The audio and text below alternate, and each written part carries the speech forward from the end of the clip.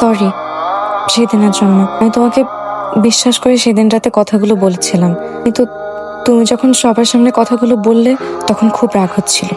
আমি বুঝে উঠতে পারছিলাম না কি করব। আশা করি ক্ষমা করে দেবে।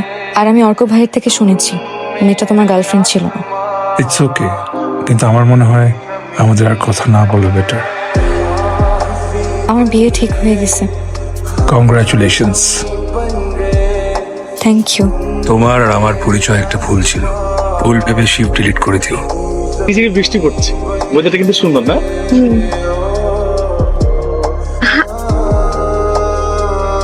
আমি তোমাকে পাই না, আবার পাই। আমি খুচরো পয়সার মতো বুক পকেটে তোমার স্মৃতি জমাই।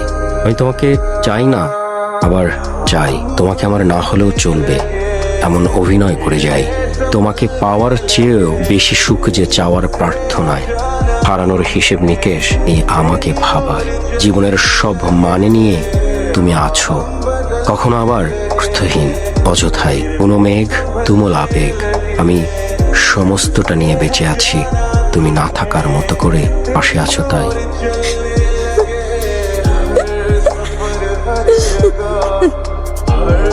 কিছু মানুষ স্বল্প সময়ের জন্য আমাদের জীবনে আসে, তো দীর্ঘ সময় স্মৃতি রেখে যায়। আচ্ছা শোন না, আমি মনে হয় রাফি ভাইকে দেখলাম আমার সামনে। কোথায় দেখছিস? আমরা একই ট্রেনে। ট্রেন কি ছেড়ে দিছে? না, এখনো ট্রেন ছাড়ে নাই। আচ্ছা তুই তুই একটু একটু ওয়েট কর, আমি আসতেছি। তুমি আসতেছি। মামা দাঁড়ান তো।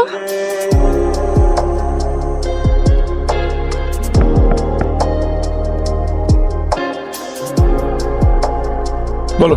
কতবার ফোন দিয়েছি, কতগুলো টেক্সট করেছি, তোমার ফোন ধর নাই কেন? হ্যাঁ, টেক্সট সিন করে রিপ্লাই দাওনি কেন? কেন? যাতে তোমার বিয়েতে কবিতা শোনাতে পারি? না, তাহলে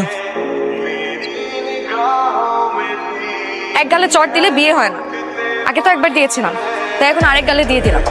কাটাকাটি। Thank you.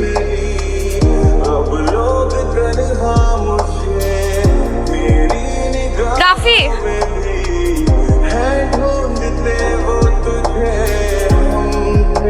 I love you.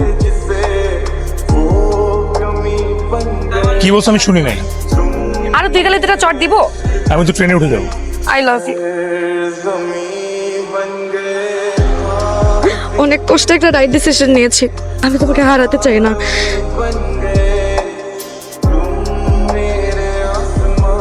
জয় আবার খুঁজবে না তো আমাদের? না, খুঁজবে না।